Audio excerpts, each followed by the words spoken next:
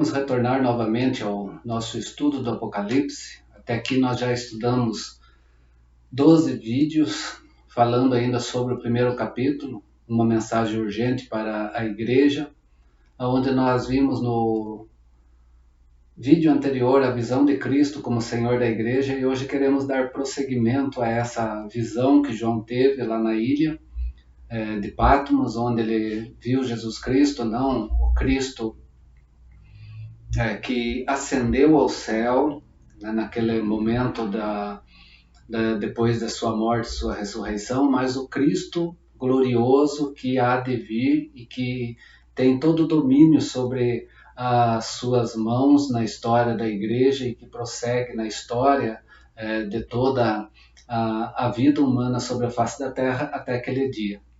Então, nós fomos até o verso 17. Hoje, o verso 18 do primeiro capítulo, ele diz que o que vivo e fui morto, mas eis que aqui estou vivo para sempre. Amém. Eu tenho a chave da morte e do inferno. Né? Jesus falando, eu sou aquele, né, que está vivo, mas que foi morto, né, no sentido da sua vinda à face da terra, o Cristo, o Deus que se fez carne e habitou entre nós, mas agora ele está vivo para sempre, ou seja, ele está no seu sentido glorioso, né, no seu sentido da eternidade que sempre teve antes mesmo da sua vinda à face da terra, deixando a sua glória, né, desvestindo-se de si mesmo e revestindo-se, né, humanamente falando. E agora ele está sendo mostrado como o Cristo glorioso. E ele diz que ele tem a chave da morte e do inferno. Né? Inferno aqui também tem esse sentido de morte, né? Que nós temos aqui também de ausência de Deus. Eu tenho a chave, é o que nós queremos falar um pouco hoje. O que significa quando Jesus fala para João, eu tenho a chave da morte e do inferno?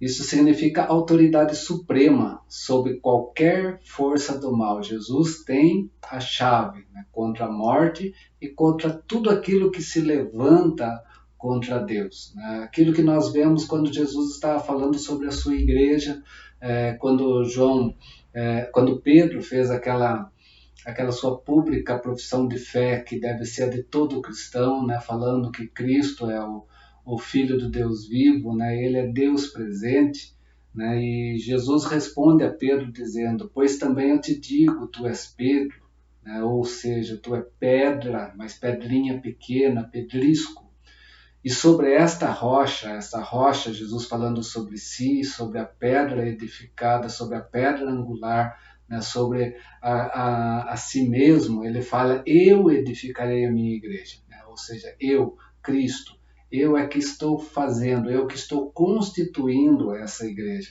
E as portas do inferno, que seriam as portas da morte, não prevalecerão contra ela. Né? A autoridade que Cristo tem, né? E nessa autoridade que Cristo tem sobre si, ele está agora novamente falando para João, lá na ilha de Patmos, mostrando que ele é esse que fez o quê? Esse que trouxe a sua igreja, que trouxe o povo de Deus sobre a face da terra, ele que constituiu, ele que edificou, né? E nada vai prevalecer contra a sua igreja, ou contra o seu povo, né? Em Mateus 28, quando Jesus então também está lá naquilo que conhecemos como que ele está enviando os seus discípulos, né, que nós temos no verso 18, ele chega a Jesus aos seus discípulos antes de ascender aos céus e dizendo assim, é-me dado todo o poder no céu e na terra, né? Ou seja, ele tem o poder, né, tanto sobre o céu quanto sobre a terra. Né? Ele está no comando de todas as coisas, certo que o Pai governa sobre tudo, né? Mas ele dá ao Filho o controle dessa história, nesse momento, sobre a face da terra e sobre o céu, para que todas as coisas aconteçam. Paulo, ao escrever a sua carta aos Colossenses, no capítulo 2, verso 15, ele diz assim, despojando aquilo que Cristo fez, despojando os principados e as potestades, os expôs publicamente e dele triunfou em si mesmo, aquilo que Jesus fez lá na cruz. né, que ele derrotou, né, todos os principados e potestades do mal, né, e expôs isso publicamente. Expôs o quê? Expôs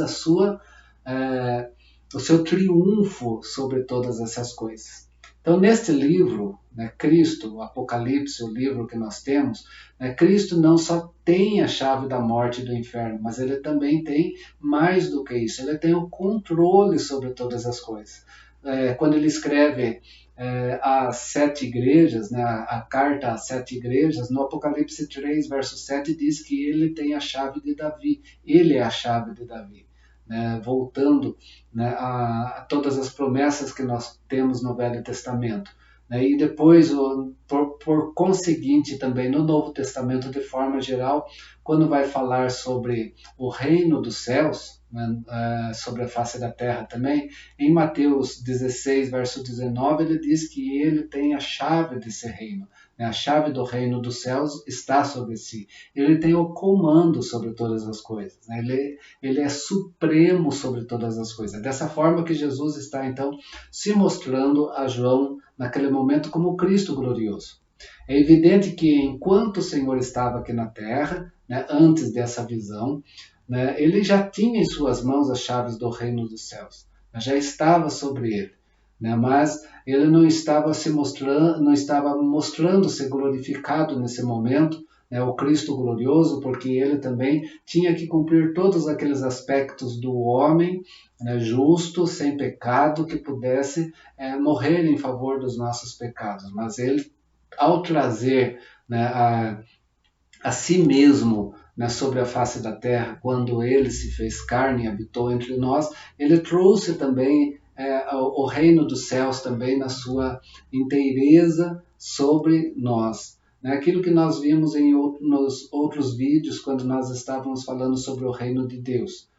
Isto pode bem ser entendido, então, nessa expressão do próprio Jesus, quando ele diz a Pedro, eu te darei, questão de futuro, as chaves. Né? E quando fala as chaves aqui, tem algo que precisamos compreender, né, que às vezes é mal compreendido. Primeiro, a interpretação comum é que as chaves dadas a Pedro representa a essencial honra que a ele foi concedido. Né? Qual honra? A de ser o primeiro a anunciar o Evangelho, tanto aos judeus, no dia do Pentecostes, Atos 2, quanto aos gentios, quando ele, no capítulo 10 de Atos, ele vai à casa de Cornélio. Essa questão de chaves aqui não está ligado à autoridade de governo sobre a igreja. Não é essa chave que Cristo estava falando e que Cristo trouxe a Pedro. O que Cristo trouxe a Pedro foi justamente dar a ele o quê? O primeiro, né, como anunciador do Evangelho, tanto aos judeus quanto aos gentios, né, em Atos 2 e em Atos 10. Né, tendo sido o quê? O Espírito Santo dado, né, sobre sua vida, veio sobre sua vida do céu, né, em cada uma dessas ocasiões também, né, sobre a vida daqueles que ali estavam ouvindo as grandezas de Deus. Pedro mesmo, ele vai descrever esse privilégio. Né? No capítulo 15 de Atos também, no verso 7, ele vai dizer assim, Deus me elegeu dentre vós para que os gentios ouvissem da minha boca a palavra do evangelho e crescem. Então a chave do que foi dada a Pedro foi o quê? A autoridade de anunciar o evangelho. E ele teve essa autoridade primeiro entre os 12, né, entre os 11, né, de anunciar o evangelho aos judeus e aos gentios, né, onde futuramente nós vamos ter depois, sim, Paulo, né, apóstolo, que vai dar a continuidade de forma mais expressiva nesse anúncio do evangelho aos gentios. Assim, então, Pedro, nesse momento, ele anuncia o perdão dos pecados a todos os que creem em Cristo Jesus. E, semelhantemente, tal autoridade, né, de Deus não foi só confiada a Pedro, é isso que nós precisamos entender. Então, essa autoridade, essa chave não foi dada a Pedro, depois aos seus sucessores, como há ensinamentos falando sobre isso, mas foi dada a todos os discípulos de Jesus Cristo. Você pode ver lá em João capítulo 10, verso 23, referente a isso. É comum salientar aí o lugar de Pedro no dia de Pentecoste, abrindo o reino aos gentios, e depois também na pessoa de Cornélio, abrindo o reino de Deus aos gentios, em Pentecoste aos judeus, né? E na casa de Cornélio aos gentios. Podemos admitir então que ele ocupava um lugar eminente entre os seus colegas, enquanto que negamos que fosse um lugar exclusivo. Não foi um lugar exclusivo, mas foi um momento que ele teve de ocupar, de ter esse privilégio, né, naquele momento de ser o primeiro a levar o evangelho tanto aos judeus quanto aos gentios. Mas todos os demais apóstolos também vão ter essa mesma forma de vida, né? Por isso, nós não podemos atrelar então essa chave, né, a confiada a ele, como se fosse aí uma sucessão, né, apostólica em cima de Pedro. Segunda coisa que precisamos entender que, de fato, né, nós não podemos excluir os outros apóstolos no dia de Pentecoste. Né? Eles também estavam lá. Né? No caso de Cornélio, podemos concordar que este fosse o único uso das chaves com relação aos gentios. Né? Mas não podemos admitir que fosse necessário outras chaves diferentes daquela que abriria então o reino de Deus aos gentios, aos judeus, desculpa. Um só ato não havia de esgotar no uso da chave, então nem seria duas chaves para abrir portas duas vezes. Porque podemos entender então que a porta, uma vez aberta, assim permaneceu para que nunca mais se precisasse da chave? Não, pelo contrário, creio que se pode demonstrar então concludente que a administração do reino, né, simbolizada por estas chaves, ainda não terminou, né, não findou num só ato inicial de autoridade. Essa autoridade é delegada, e essa autoridade que é delegada nós vemos lá na grande comissão, né, a igreja, né, na continuidade então de abrir, né, a porta tanto para judeus quanto para gentios. Né? Os homens ainda não recebem o reino e são recebidos no reino. Né? E o reino também é a esfera do discipulado. Né? Então a chave é o quê?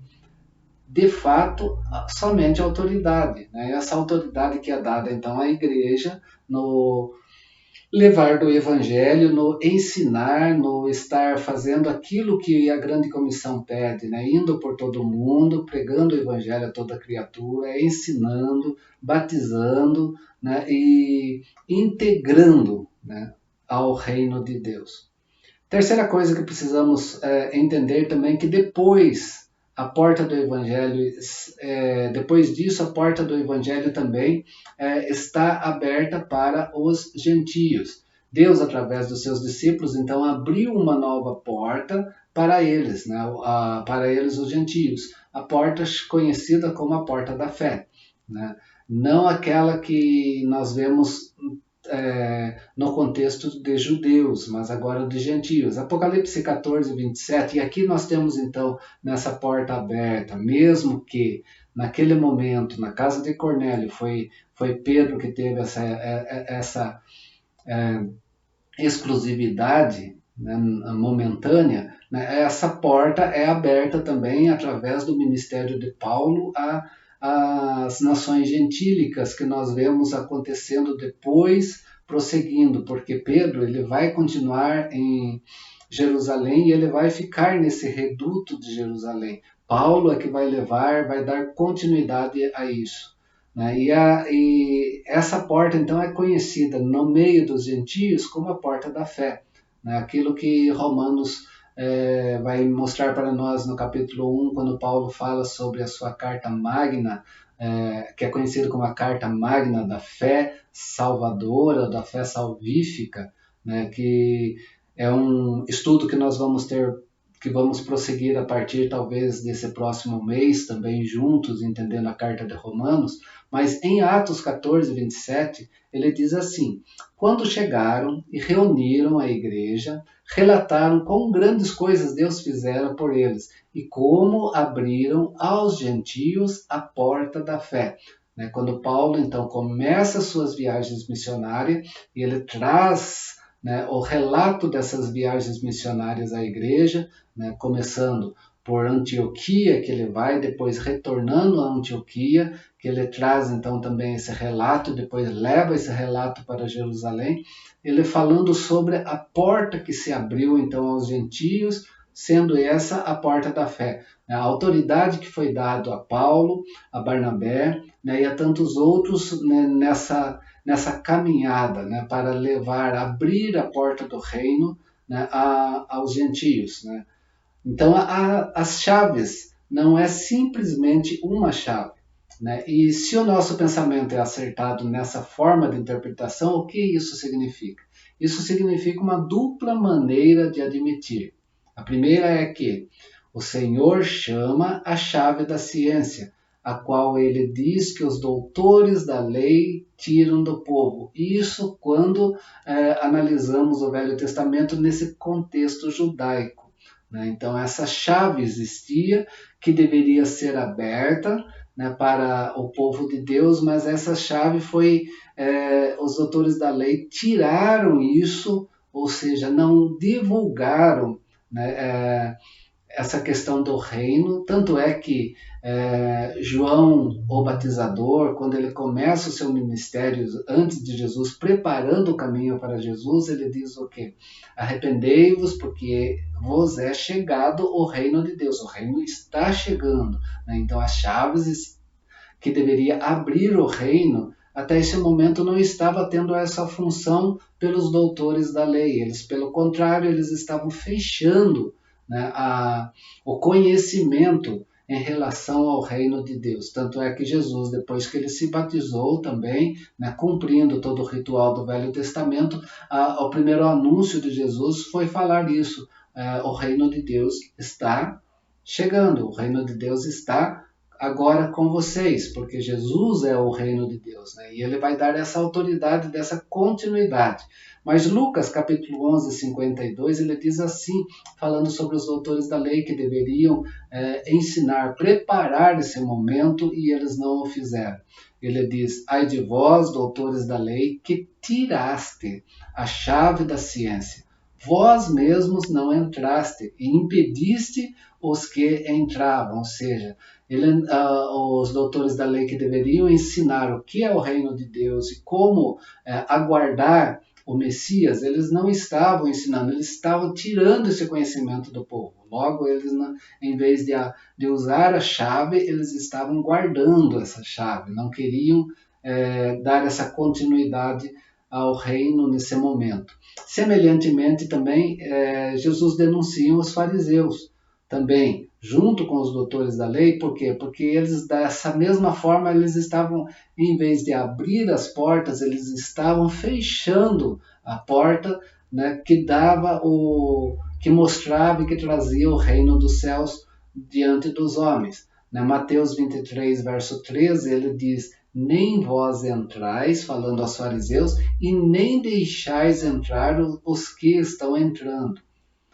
Por isso que quando Pedro recebeu a chave da igreja, ele não recebe a chave da autoridade de uma igreja institucionalizada, para dar prosseguimento a um apostolado que vinha após ele. Mas ele recebe então o que? Ele recebe essa autoridade do anúncio do reino, a autoridade de que as pessoas possam agora estar no reino de Deus. Essa é uma chave, essa chave então é sinal de autoridade.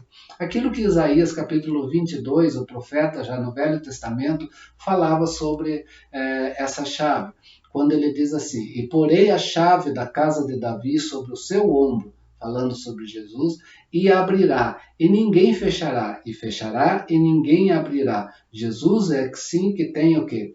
ele descendente de Davi, no sentido agora o Cristo encarnado, o Cristo humano, né? Ele tem sobre si essa autoridade de abrir e de fechar. E essa autoridade ele delega, então, né? Depois que ele cumpre tudo aqui na face da terra, quando ele volta aos céus, ele delega isso à sua igreja. Momentaneamente, Pedro teve esse privilégio inicial, né? Dessa autoridade com relação ao reino.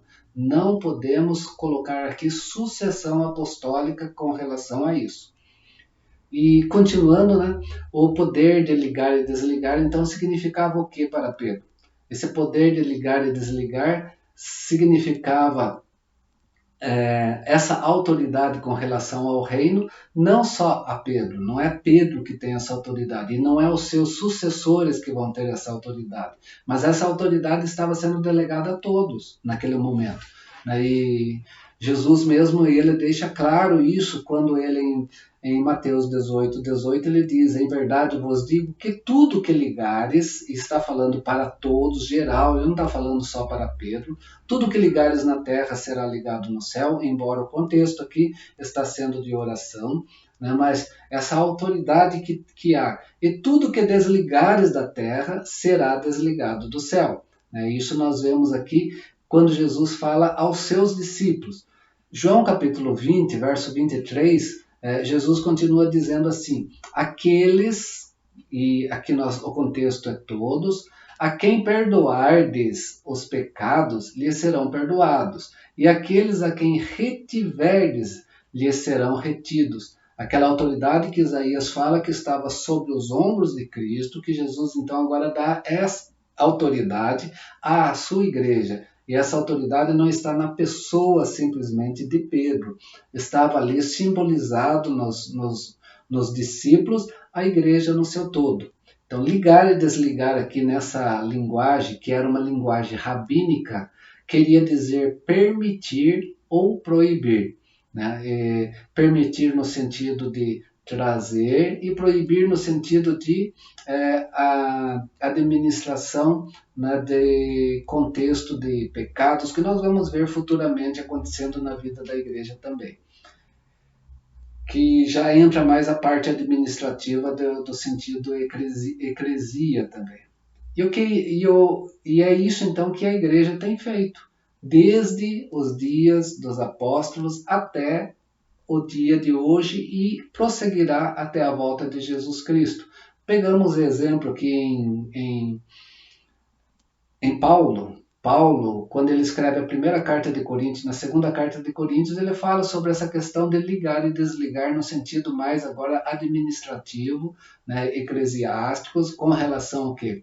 A procedimentos de erros e de pecados dentro da vida da igreja. Em 1 Coríntios capítulo 5, verso 4 e 5, nós temos essa seguinte fala. Em nome do nosso Senhor Jesus Cristo, juntos a vós, juntos, contexto, não é uma pessoa, e o meu espírito, pelo poder do nosso Senhor Jesus Cristo, seja esse tal entregue a Satanás para a destruição da carne, para que o espírito seja salvo no dia do Senhor. Com relação ali a um contexto de pecados, né, de juízo sobre esse pecado na vida de alguém da igreja ali em Corinto, né, que essa pessoa foi desligada, né, no sentido de ser deixada fora da comunhão, para que fora da comunhão ele possa rever os seus conceitos, né, e ver o quanto, né, o erro está sobre sua vida, para que ele pudesse então retornar a uma vida santa novamente diante da Igreja de Jesus Cristo. Aqui é contexto de disciplina eclesiástica que nós temos naquele contexto. 2 Coríntios capítulo 5 também, verso 18 e 19, nós vamos ver essa questão. A questão não é só punitiva, a questão é reconciliação. A questão é mostrar o erro, mostrar o pecado e reconciliar, trazer de volta ao contexto da pureza, né, da santidade no contexto da comunidade de fé. 2 Coríntios, Paulo vai escrever dizendo assim, no capítulo 15, verso 18 e 19. E tudo isso provém de Deus, que nos reconciliou consigo mesmo por Jesus Cristo e nos deu o ministério da reconciliação. Ele está falando a quem? Ele está falando ao contexto de sucessão apostólica? Não, ele está falando ao contexto de igreja no sentido de autoridade. Isto é, Deus estava em Cristo reconciliando consigo o mundo, não lhes imputando seus pecados e pôs em nós a palavra da reconciliação. Então é isto que nós vemos aqui quando falamos sobre essa autoridade que Jesus então dá à sua igreja.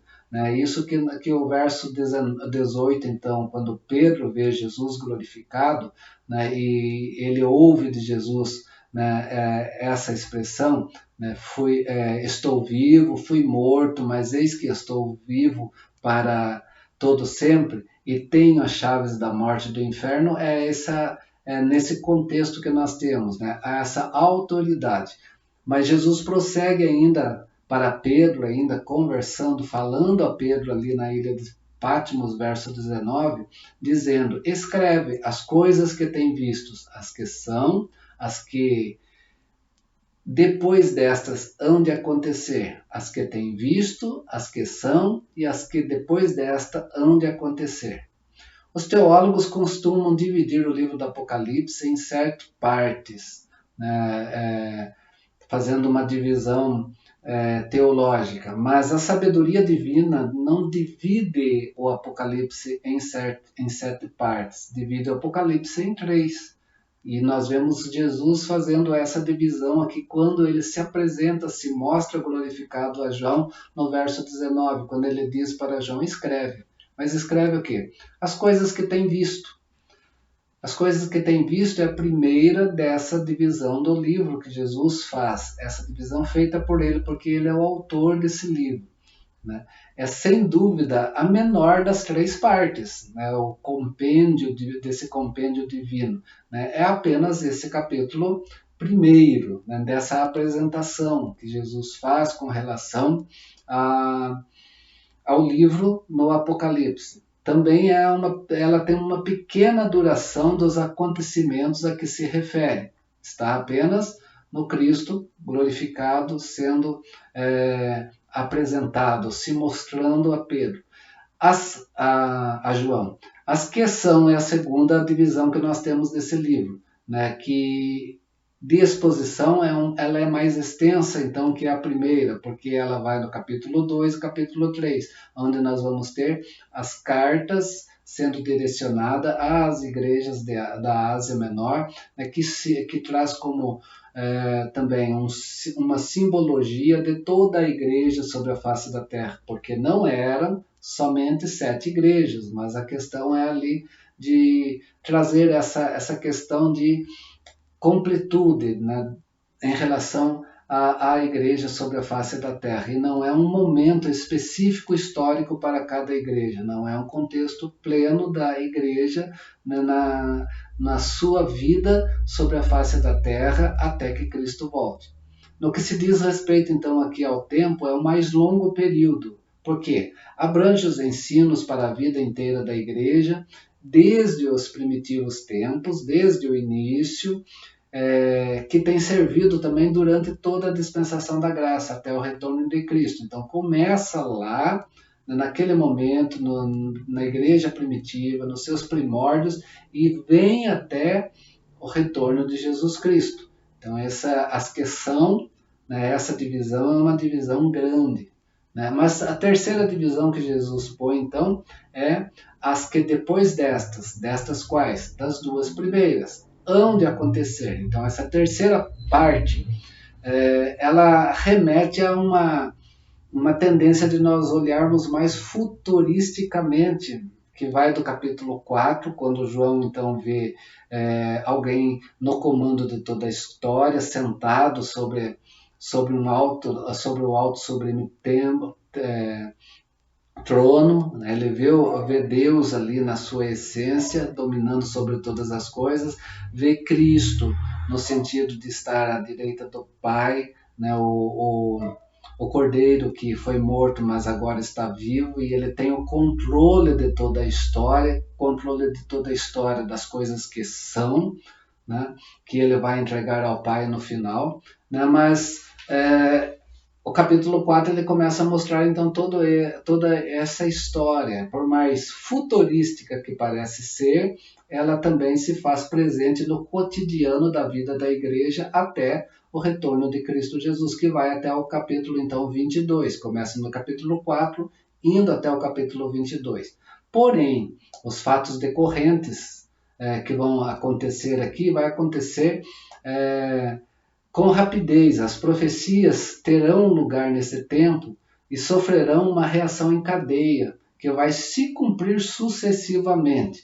É isso que nós vamos tentar entender ao longo dos próximos capítulos. Né? Porém, mesmo assim, então, nós devemos observar que esta parte do livro inclui o quê? O nosso tempo e o estado eterno no dia da eternidade.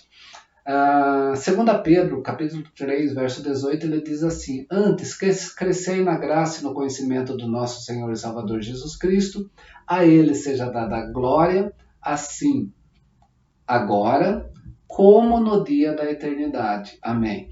Pedro está colocando essa questão do agora, mas o agora prosseguindo até aquele dia, onde nós vamos ter, então, entrando nesse contexto da eternidade.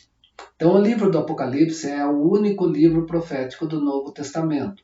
É a única iluminação certa de acontecimentos atuais, futuros, mas mostrado no cotidiano diário da vida da igreja e da vida do ser humano sobre a face da terra.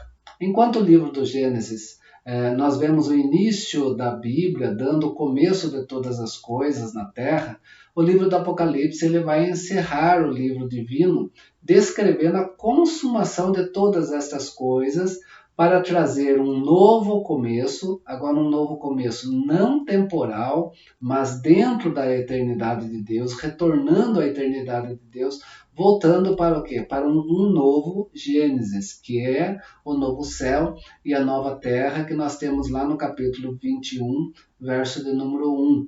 Por isso que Jesus fala que o Pai trabalha ainda hoje. Por quê? Porque o trabalho não terminou, não houve um descanso, não temos ainda esse descanso sabático no contexto de eternidade, aquilo que nós vemos lá no livro de Hebreus. Mas nós vamos ter aqui o que vemos aqui em Gênesis 21. E vi um novo céu e uma nova terra, porque já o primeiro céu e a primeira terra passaram, e o mar já não existe. Ou seja, mar aqui lembra povos. A gente vai ver isso futuramente no estudo do Apocalipse. A divisão de povos já não existe, porque na eternidade só haverá um povo sobre a face da terra, nessa nova terra, que é o povo de Deus. Não haverá mais divisões. E capítulo 1, então, ele vai se encerrar aí com o verso 20. O mistério das 7 estrelas que viste na minha destra e dos 7 castiçais de ouro, candeeiros de ouro. As estrelas são os anjos das 7 igrejas, e os 7 candeeiros, os 7 castiçais que viste, são as 7 igrejas. Então, o capítulo 20 ele já dá uma explicada sobre si próprio. Então, nós não precisamos de mais do que isso. O mistério das 7 igrejas, o presente vocábulo mistério é usado no Novo Testamento cerca de 27 vezes, e João emprega 4 vezes no seu livro, sempre num sentido especial, como o mistério das 7 igrejas dos 7 candeeiros, que nós acabamos de ver, o mistério de Deus, que vai estar no capítulo 10, e no capítulo 11, o mistério da grande Babilônia, que vai estar no capítulo 17, e o mistério da mulher, que vai estar também no capítulo 17. Nós estudaremos a seguir. No contexto em foco, a interpretação da misteriosa visão é dada pelo próprio Cristo. Isso é muito frequente nas Escrituras quando trata-se de um mistério. né? O Senhor Jesus Cristo aqui então segue o mesmo exemplo e explica a visão a João, seu servo. Ele diz: as 7 estrelas são 7 anjos das 7 igrejas, né? A sua liderança. E os 7 candeeiros são as 7 igrejas, né? No sentido da história da igreja na sua totalidade. Né? E esses versículos então dividem-se em duas partes, texto e contexto. A primeira sendo a visão, a segunda a interpretação do próprio Jesus Cristo. No primeiro capítulo, então, deste livro, a começar pelo versículo de número 4, nós temos uma apresentação em favor do livro inteiro, que introduz o escritor, João, e o autor, Jesus, na sua mensagem à igreja, além de aludir em termos breves aquilo que está contido no livro. Portanto, encerrando, o livro inteiro do Apocalipse, apesar de ser um livro profético, ele é moldado na forma de uma carta, endereçada às 7 igrejas da Ásia Menor. E através dessas igrejas, a Igreja de Jesus Cristo em todos os tempos, até o seu retorno. É isso que nós queremos estudar daqui para frente. No próximo vídeo, capítulo 2, nós vamos ver que Jesus está no meio da sua igreja, olhando para a sua igreja, né, e tendo comando sobre a história dessa igreja, né, na face da Terra, que é o nosso próximo vídeo. Mas se você chegou nesse vídeo agora, nós temos ainda 12 vídeos anteriores falando sobre a questão desse capítulo primeiro. Né? E o próximo vídeo nós vamos dar prosseguimento, né? Que você possa olhar e tirar as suas dúvidas. Se tiver dúvidas ainda pendentes, pode me procurar de uma forma ou de outra, remota, né? A gente vai tentar aí tirar essas dúvidas em conjunto também, ok? Esteja também divulgando esse livro, esses vídeos também a outras pessoas, que o intuito é simplesmente levar conhecimento da palavra de Deus para todos que precisam. Forte abraço desse irmão em Cristo. Prosseguimos no próximo vídeo, então, falando sobre Jesus no meio da sua igreja, através das cartas, então, que agora nós começamos a entender melhor esse livro. Até agora, nós temos, então, essa introdução longa de um capítulo, mostrando Jesus Cristo como o autor desse livro. Que Deus assim te abençoe e até a próxima.